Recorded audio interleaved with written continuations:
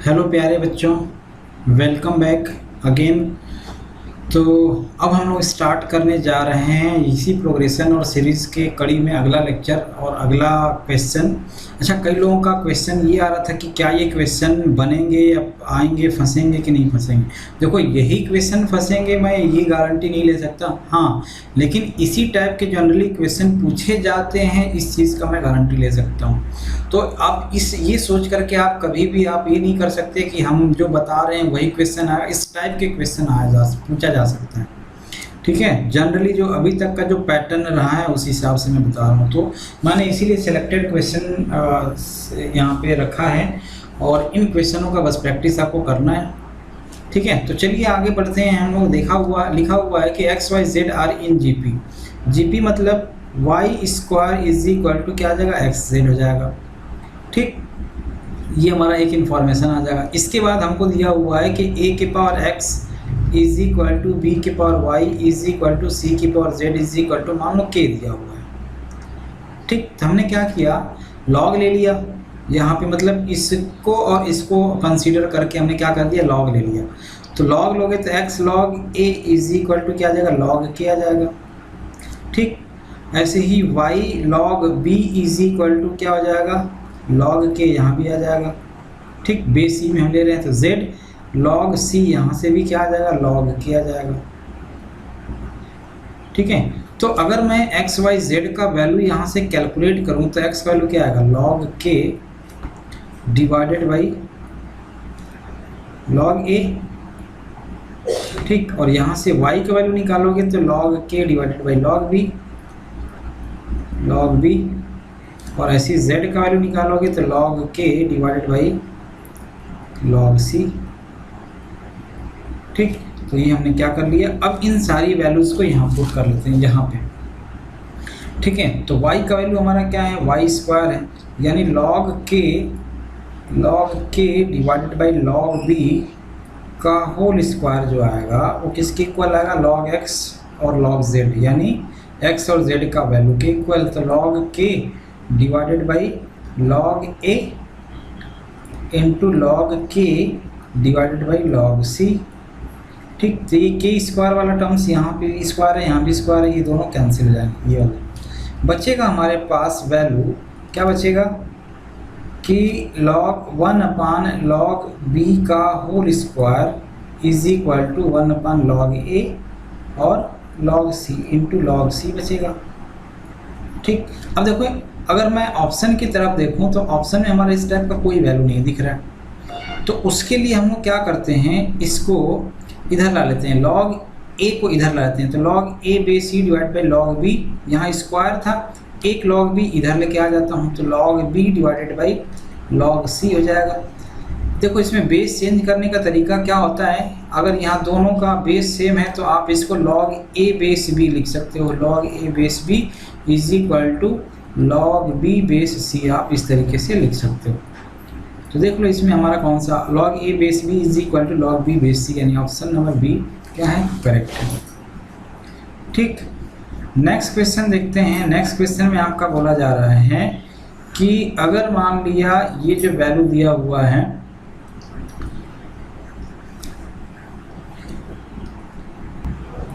Next question में बोला जा रहा है कि पी एच क्यू एथ एंड आर एथ टर्म, यानी टी पी का जो वैल्यू दिया हुआ है किसमें, जीपी में, यानी A R to the power P minus 1 का जो वैल्यू है वो किसके इक्वल आ रहा है, ए के इक्वल आ रहा है। मान लो यहाँ पे मैं फर्स्ट टर्म को A1 ले लेता हूँ ताकि गड़बड़ ना हो, टी क्यू ले लिया A1 और आर टू दी पावर यहाँ भी R1 A1 R1 ले लेता हूँ। तो r to the power q minus 1 is equal to b है, और पी क्यू और आर एस टर्म यानी A1 R1 के power R minus 1 is equal to c दिया हुआ, ठीक। अच्छा, ये हमने एक ही सीरीज़ की सारी बात की जा रही है, ऑफ और जीपी बोला जा रहा है, तो एक ही सीरीज़ की बात हो रही है, ठीक। तो हमसे पूछा जा रहा है कि a to the power q minus r, b to the power c r minus P और c to the power P minus q is equal to what. तो P माइनस क्यू और Q माइनस आर अगर हमको निकालना है, जैसे मान लो अगर मैं P और Q की बात करूँ तो ये हमारा टर्म्स कैसे आएगा, डिवाइड करने से आएगा। तो एक काम करते हैं, पहला इक्वेशन 1 मान लो, इसको मान लिया, इक्वेशन 2 मान लिया, इक्वेशन 3 मान लिया। ये कैसे आएगा इस बात पे डिपेंड करता है, Q minus R, R minus P और P माइनस क्यू कैसे आएगा। तो अगर मेरे को P माइनस क्यू निकालना है तो 1 और 3 को डिवाइड कर देता हूँ, यानी A1 R1 to the power P minus 1 divide by A1 R1 to the power R minus 1, या Q माइनस 1, ये वाला पहले और दूसरे को डिवाइड करूँगा तो ये आएगा is equal to A divide by B। इसको आप सॉल्व कर दो, A1 से A1 कैंसिल हो जाएगा, R1 की पावर ऊपर जाएगा तो क्या आ जाएगा, P माइनस क्यू आएगा, is equal to A divide by B, A divide by B आ जाएगा। ठीक, ऐसे ही अगर मैं ये R1 का वैल्यू हमसे बोला जा रहा है तो R1 का वैल्यू ये आ गया। अब R1 का वैल्यू अगर आप निकालोगे यहाँ से तो क्या आ रहा है, A बाई बी के पावर P माइनस क्यू आएगा। ठीक, एक काम करते हैं, इसको ऐसे ही रहने देते हैं, इसका वैल्यू नहीं निकालते हैं। तो अगर मान लो आप इसकी वैल्यू कैलकुलेट करोगे, R1 की पावर P माइनस क्यू का वैल्यू ये आ गया। ऐसे ही R1 के power P minus Q minus R की अगर बात करोगे तो Q और R कौन सा है ये, यानी इक्वल टू B बाई सी आ जाएगा। ऐसे ही R1 के पावर R माइनस पी का अगर वैल्यू की बात करोगे तो क्या आ जाएगा, C डिवाइड बाई A आ जाएगा। अब हम क्या करते हैं, हमको चाहिए A की पावर Q माइनस आर। तो A की पावर Q माइनस आर निकालने के लिए मैंने क्या कर लिया कि ये जो वैल्यू गिवन है, मान लो R1 1 2 3 इक्वेशन आ गए। अब इसमें हमने क्या किया कि ये जो हमसे पूछा क्या जा रहा है, A to the power Q minus R, B to the power R minus P into C to the power P minus Q पूछा जा रहा है। तो A B C का वैल्यू यहाँ पुट कर दो, तो A B C का वैल्यू पुट कर दो तो A1 R1 के पावर Q माइनस आर हो जाएगा। फिर B का वैल्यू A1 R1 के पावर, अच्छा R1 के पावर यहाँ क्या था, ये था P माइनस 1, तो ये P माइनस 1 R1 के पावर P माइनस 1 रहेगा ही, यहाँ Q माइनस 1 और whole power R minus P रहेगा। और फिर C का वैल्यू रख रहे हैं तो A1 R1 की power R minus 1 whole to the power P minus Q रहेगा। अगर मान लो मैं A1 सभी जगह से मैं कॉमन निकालूं तो पावर क्या हो जाएंगे, सब ऐड हो जाएंगे, यानी क्या होगा, A1 के power Q minus R plus R minus P plus P minus q, और ये सब कैंसिल हो जाएंगे, plus Q minus Q plus P minus P, यहाँ R माइनस पी था, यहाँ ये कैंसिल हो जाएगा, R कैंसिल, तो A1 के पावर तो 0 हो गया। अब बच्चा हमारे पास क्या चीज़, R1। तो R1 की पावर अगर मान लो इस सबको मल्टीप्लाई करके लिखोगे तो क्या आएगा, PQ माइनस R,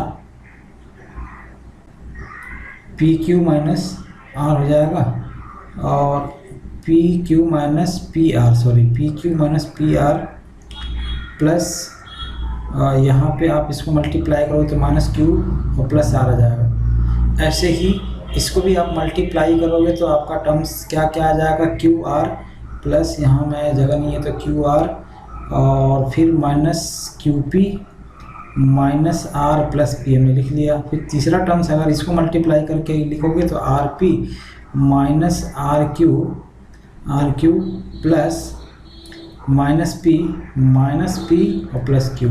अभी सारे टर्म्स ये भी आपके कैंसिल हो जाएंगे। देखो ये प्लस PQ है, यहाँ की PQ है, PR Q माइनस में, ये प्लस में, R यहाँ प्लस में, यहाँ माइनस में, तो ये P वाला टर्म्स भी आपका कहीं ना कहीं कोई टर्म्स है इसमें कैंसिल हो जाएगा। QR वाला टर्म्स हमने यहाँ कैंसिल कर दिया, RQ वाला टर्म्स भी कैंसिल हो गया, तो P वाला टर्म्स हमारा यहाँ पे आएगा, प्लस ये दे हैं यहाँ पे, इससे कैंसिल हो गया। तो मतलब बचा क्या, A1 के पावर 0 और R1 के पावर 0 क्या आ जाएगा, 1।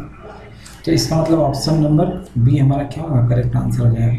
नेक्स्ट देखिए, इसमें क्या बोला जा रहा है कि if the third term of a GP, third term मतलब T3 का जो वैल्यू है A, अगर फर्स्ट टर्म A है और R की पावर n-1 3 - 1 करेंगे तो वो 2 आ जाएगा, का वैल्यू क्या दिया हुआ, 4 दिया हुआ है। Then the product of its first 5 terms, तो फर्स्ट 5 टर्म्स की बात किया जा रहा है। तो फर्स्ट 5 टर्म्स का मतलब ये हुआ कि मान लो हमने T1 T2 T3 T4 और T5 की बात किया जा रहा है हमसे।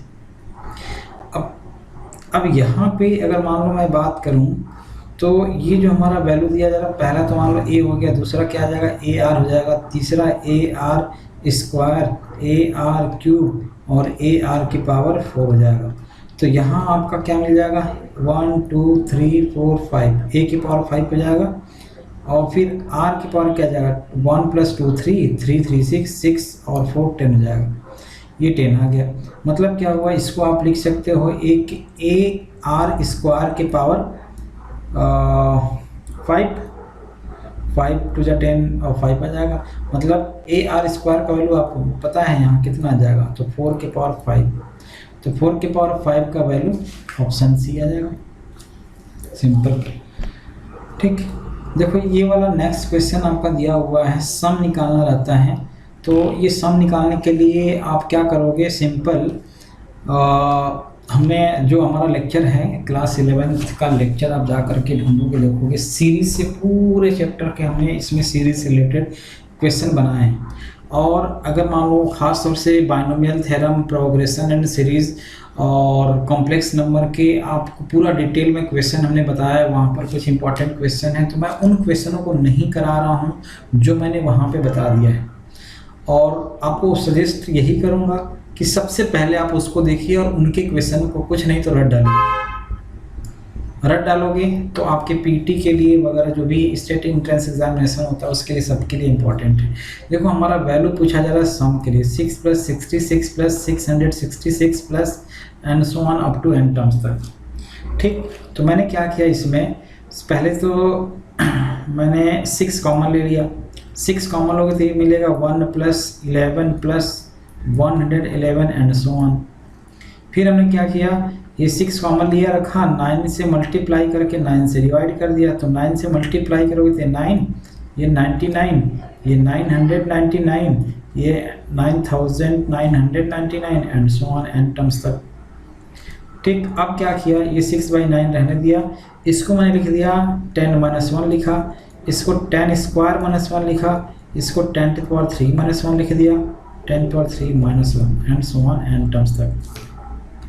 अब क्या करोगे, इस सीरीज को आप सम के टर्म्स में निकाल लिया। सम का टर्म्स मतलब ये n टर्म्स है, तो फार्मूला हमने ऐसे लिख लिया 10⁻1 + 10⁻2 + 10⁻³ and so on 10⁻n terms तक। और -n टर्म्स है तो 1 को ऐड करोगे तो n आएगा यहाँ। तो आपने क्या किया, अब इसका सम निकाल लो। एपी का सम, जीपी का सम है, जिसमें फार्मूला क्या होता है, Sn = a r⁻n - 1 / r-1 होते हैं।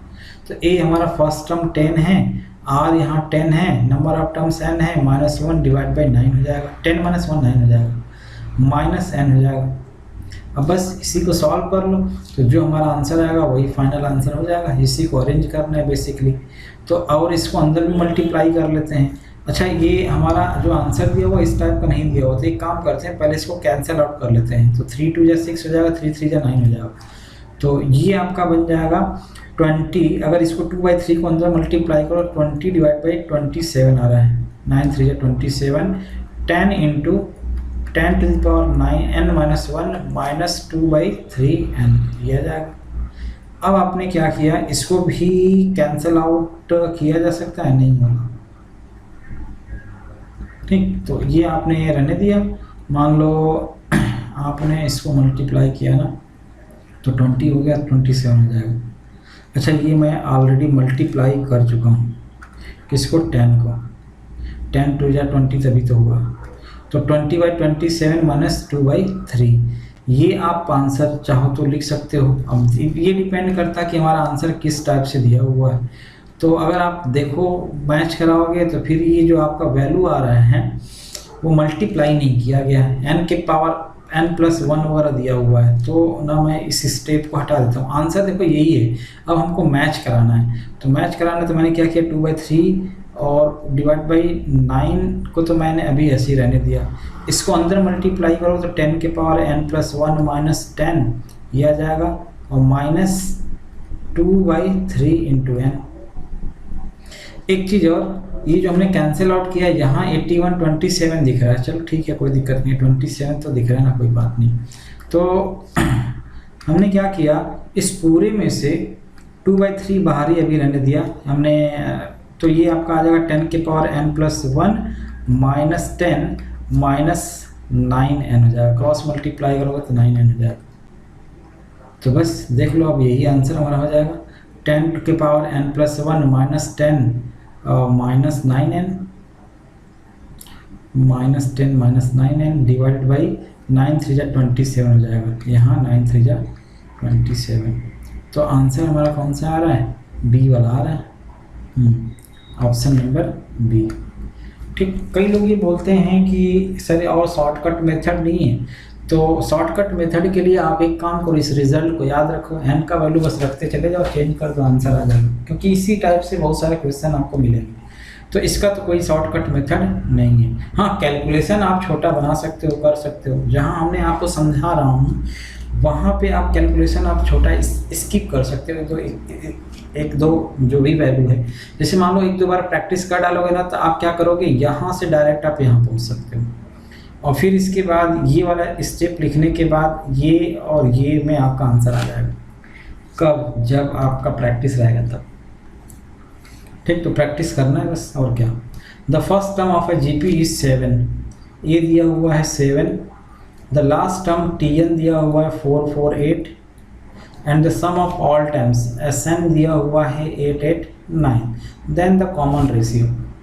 तो देखो इसमें पहले क्या करोगे, ये तो इजी क्वेश्चन है, पहले tn का फार्मूला लगाओगे, वहाँ से कॉमन रेशियो r निकाल लो, आ जाएगा। tn इज इक्वल टू, अच्छा नंबर ऑफ टर्म्स हमको नहीं पता है, तो नंबर ऑफ टर्म्स नहीं पता है, तो 448 इज इक्वल टू ए दिया हुआ है r to the power n minus 1, ये आपका आ जाएगा यहाँ से। तो मान लो एक इक्वेशन यहाँ से आ गया। दूसरा Sn का फार्मूला लगाओगे, a r to the power n minus 1 divide by r minus 1 में Sn का वैल्यू दिया हुआ है, Sn क्या दिया हुआ है, 889 दिया हुआ है, a यहाँ भी 7 दिया हुआ है, r के power n minus 1 divide by r minus 1। तो अगर आप इसको सॉल्व करोगे तो कितना आ जाएगा, 64 आएगा, r to the power n minus 1 ये आपका आ गया, इज इक्वल टू मान लो इक्वेशन 1 हो गया। r कॉमन लोगे तो ये जो हमारा वैल्यू आया था इसको डिवाइड करोगे तो ये आ जाएगा 1 2 और 7 127 आ जाएगा। r आपने यहाँ से कॉमन लिया तो r की power n minus 1 divide by 1 by r आ जाएगा, और यहाँ r माइनस 1 रहने दो। अब r की पावर n माइनस 1 का वैल्यू आपको यहाँ से रख दो, तो क्या आ जाएगा, r into 64 minus 1 by r divide by r minus 1, ये is equal to 127। Cross multiply कर लो और इसको सॉल्व कर लो, देख लेना, इसको कमेंट करके बताइए आंसर क्या आएगा आप लोग। ठीक, कैलकुलेशन करना है simple, 127 r minus 27 64 is equal to r, ये आ जाएगा, इजी है, कैलकुलेट करके बताना है। ठीक, नेक्स्ट देखते हैं। नेक्स्ट में हमारा क्या बोला जा रहा है कि अगर मान लो आपसे पूछा जाए कि the sum of a GP, बोला जा रहा है कि the sum of a GP with common ratio 3 is, R दिया हुआ 3, सम दिया हुआ है 364 दिया हुआ, and last term T N is equal to 243। The number of term is, यानी एन आपसे पूछा जा रहा है, तो ये तो ऊपर वाला जैसा क्वेश्चन था वैसे ही हो गया, तो इसको भी आप बना ही लोगे। नेक्स्ट आ जाते हैं, ये अच्छा क्वेश्चन है, इंपॉर्टेंट क्वेश्चन है आपके एग्जाम के पर्पज से। दिया हुआ कि if x g1 g2 y be the consecutive terms of gp then the value of g1 g2 will be। देखो इसमें कितने टर्म्स हैं, टोटल 4 टर्म्स हैं। ठीक, तो अगर मैं nth टर्म यानी t4 लिखूँ, फोर्थ टर्म लिखूँ, तो t4 हमारा क्या आएगा, y आ जाएगा, तो y is equal to a हमारा x है, a r जो हमारा अभी रहने देते हैं, a r to the power n minus 1 यानी 3 आ जाएगा, यानी y is equal to X r का पावर 3 आएगा। ठीक, तो अगर r का वैल्यू मैं निकालूं तो y डिवाइड बाई एक्स की पावर 1/3 आएगा। हाँ, वो इक्वेशन बना गया। अब अगर मैं g1 निकालूं, g1 का वैल्यू क्या आएगा, ar आएगा, क्योंकि फर्स्ट टर्म हमारा अगर x क्या है, हमारा a है, और y g1 हमारा क्या आ जाएगा, ar हो जाएगा। ठीक, a2 क्या हो जाएगा, ar स्क्वायर हो जाएगा, और y क्या हो जाएगा, ar क्यूब हो जाएगा। ठीक। तो a का वैल्यू हमारा हमने क्या है x माना है, तो g1 का वैल्यू क्या आ जाएगा a r हो गया। a हमने लिया है x, तो g1 का वैल्यू हमारा a है क्या चीज़ x, और r का वैल्यू अभी हमने यहाँ निकाल लिया y बाई एक्स के पावर 1/3, ये g1 हो गया। ऐसे g2 निकाल लो, x इंटू क्या आ जाएगा a r स्क्वायर, यानी y बाई एक्स का 2/3 स्क्वायर करोगे तो 2/3 आ जाएगा। दोनों को मल्टीप्लाई करना है क्योंकि हमको g1 g2 का वैल्यू पूछा जा रहा है, तो g1 इंटू g2 क्या आ जाएगा x into Y by X के पावर 1/3 और y बाई एक्स के पावर 2/3। ठीक, तो ये क्या आ जाएगा एक्स स्क्वायर यहाँ आ जाएगा, और इन दोनों को ऐड करोगे तो 2 प्लस वाई बाई एक्स के पावर दोनों सेम है, तो 3/3 यानी 1 आ जाएगा, तो y बाई एक्स हो जाएगा। इसको इससे मल्टीप्लाई कर दिया, हमारा वैल्यू क्या आ जाएगा एक्स वाई, यानी ऑप्शन नंबर सी हो जाएगा। ठीक, नेक्स्ट देखते हैं। नेक्स्ट में क्या बोला जा रहा है कि अगर मान लिया, देखो नेक्स्ट में बोला जा रहा है कि the sum of 3 numbers in geometric progression is 38। GP में बोला जा रहा है, तो जीपी में हम लोग क्या करते हैं, जब भी हम 3 टर्म्स की बात करते हैं तो हमारा जो टर्म्स होता है वो ऐसे लिखते हैं a डिवाइड बाई आर, फिर a और a r लिखते हैं। तो बोला जाए कि 3 टर्म्स का जो सम होता है, the sum of 3 numbers in geometric progression is 38। तो मान लीजिए पहला टर्म्स ये है, दूसरा ये है, तीसरा ये, तीनों का सम है, एंड देयर प्रोडक्ट इज 1278, मतलब a by R into A R का जो वैल्यू है 1728 आ रहा है। तो ये r से r कैंसिल हो जाएगा, यहाँ पे a क्यूब आएगा कितना 1728, तो 1728 ये आ रहा है। तो इसका मतलब ये जो हमारा वैल्यू आ रहा है किसका वैल्यू, a का वैल्यू क्या आ जाएगा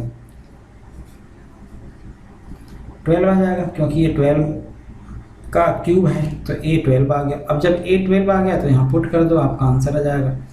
तो 12 by R plus 12r is equal to 38।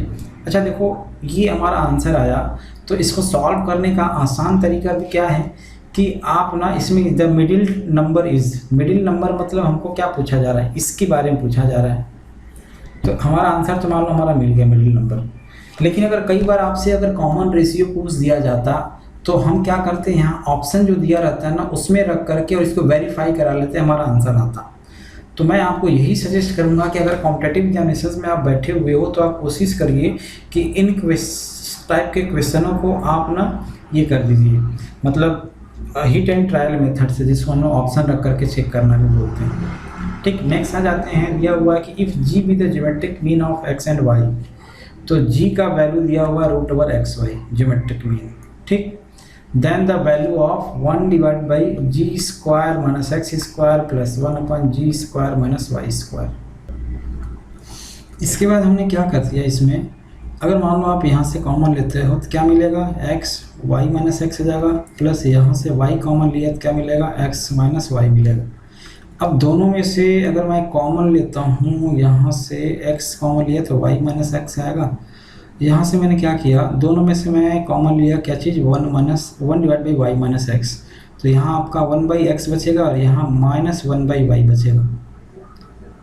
ठीक, अब इसको क्रॉस मल्टीप्लाई कर लेते हैं और इसको सॉल्व करेंगे तो आपका y minus X divide by X Y आएगा, ये इससे कैंसिल हो जाएगा। एक्स वाई का वैल्यू क्या था जी स्क्वायर, तो 1/g स्क्वायर आएगा, ऑप्शन नंबर बी। नेक्स्ट देखो, बड़ा इंपॉर्टेंट क्वेश्चन है, वेरी इंपॉर्टेंट क्वेश्चन बोल सकते हैं। इसमें दिया हुआ है कि x का वैल्यू ये दिया हुआ है, तो x का वैल्यू अगर आप सम निकालोगे, इनफाइनाइट सीरीज का सम का फार्मूला क्या होता है, a/1 माइनस r होता है। तो a यहाँ 1 दिया हुआ है, r आपका a दिया हुआ, तो x is equal to 1/a आ गया। ठीक, अब तो यहाँ से अगर आप वैल्यू निकालोगे, जैसे सपोज मानो क्रॉस मल्टीप्लाई करो, तो x minus ax is equal to ax is equal to 1 आ गया। तो अगर मेरे को यहाँ से a का वैल्यू निकालना तो क्या मिलेगा, x minus 1 is equal to ax, तो a क्या आ जाएगा x minus 1 divide by x आ जाएगा, x minus 1 divide by x आ जाएगा। तो फर्स्ट इक्वेशन की अगर मैंने बात किया तो ये हमारा आ जाएगा क्या चीज़, x इज इक्वल टू, ऐसी y इज इक्वल टू क्या आएगा 1 डिवाइड बाई 1 माइनस b, मतलब b का वैल्यू यहाँ से क्या मिलेगा y minus 1 divide by y आ जाएगा b का वैल्यू। सेम प्रोसेस से। अब हमसे इसका वैल्यू पूछा जा रहा है, तो इसका वैल्यू मतलब क्या मिलेगा, 1 divide by 1 minus A B आएगा और क्या आएगा, तो ए और बी का वैल्यू बस पुट कर देना है। तो 1 डिवाइड बाई 1 माइनस ए का वैल्यू है x minus 1 divide by X, फिर y minus 1 divide by Y. Cross इसको सॉल्व करोगे तो एक्स वाई ऊपर तो आ ही जाएगा, यहाँ एक्स वाई माइनस इनको सॉल्व करोगे तो आपका वैल्यू आ जाएगा x इंटू वाई, फिर minus X minus Y plus 1, bracket open कर लो। तो एक्स वाई ओपन करोगे तो ये वाला टर्म्स इससे कैंसिल हो जाएगा और यहाँ प्लस बन जाएगा, तो x प्लस वाई माइनस 1 हो जाएगा। तो हमारा आंसर क्या आएगा, x plus Y minus 1, option number 1 हो जाएगा। ठीक सेम पैटर्न में देखो ये वाला क्वेश्चन भी है, आप इसी तरीके से आप इसको कैलकुलेट कर सकते हो। यहाँ पे y का वैल्यू क्या इन्फिनिट टर्म्स तक जा रहा है, इसमें बस फर्स्ट टर्म आपका x है, कॉमन रेशियो जहाँ वो आ रहा था 1 या x आ रहा था, यहाँ माइनस एक्स आएगा, तो माइनस माइनस प्लस हो जाएगा यहाँ पे, क्योंकि जब डिवाइड करोगे तो x square by minus x, यहाँ प्लस एक्स आ जाएगा। Then the value of x, cross multiply कर लो, y plus x y is equal to x हो जाएगा, इसको इधर लेके चले गए तो y is equal to x common लोगे तो 1 माइनस वाई हो जाएगा, यानी x is equal to Y divide by 1 minus y आ जाएगा। ठीक, ये ऑप्शन नंबर डी। इस टाइप का क्वेश्चन भी बहुत पूछा जाता है पीईटी में। तो क्या दिया हुआ था, the value of 4 to the power 1/3 4 to power 1/9, मतलब क्या होगा, पावर सब ऐड होते जाएगा, 1/3 plus 1/3 square plus 1/3 cube and so on infinite terms तक। तो सम निकालना है बेसिकली। तो बेसिकली अगर इसका सम निकालोगे इनफिनिट सीरीज का, तो फर्स्ट टर्म है 1/3, कॉमन रेशियो 1/3, सॉल्व करोगे तो 1 डिवाइडेड बाई, इसको क्रॉस मल्टीप्लाई करोगे तो 2/3 आएगा और ऊपर 3 चला जाएगा तो कैंसिल हो जाएगा, यानी 1/2 आएगा। तो 4 की पावर 1/2, 4 की पावर 1/2 यानी 2 आ जाएगा। तो इसमें हमारा ऑप्शन ए हो जाएगा। ठीक, नेक्स्ट ऐसे ही देखो ये वाले में क्या बोला जा रहा है कि x का वैल्यू, तो ये तो अभी हम लोग निकाल चुके हैं, y minus 1 minus Y divide by, पिछले वाला इसमें क्या आया था, x minus 1 divide by X आया था।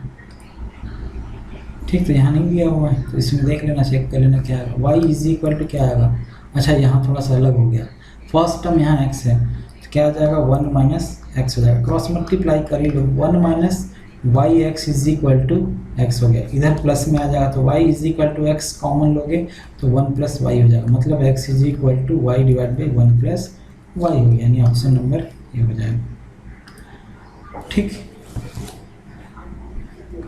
तो ये बाकी के क्वेश्चन को हम लोग नेक्स्ट लेक्चर में डिस्कस करेंगे, ये आप लोग ट्राई करना।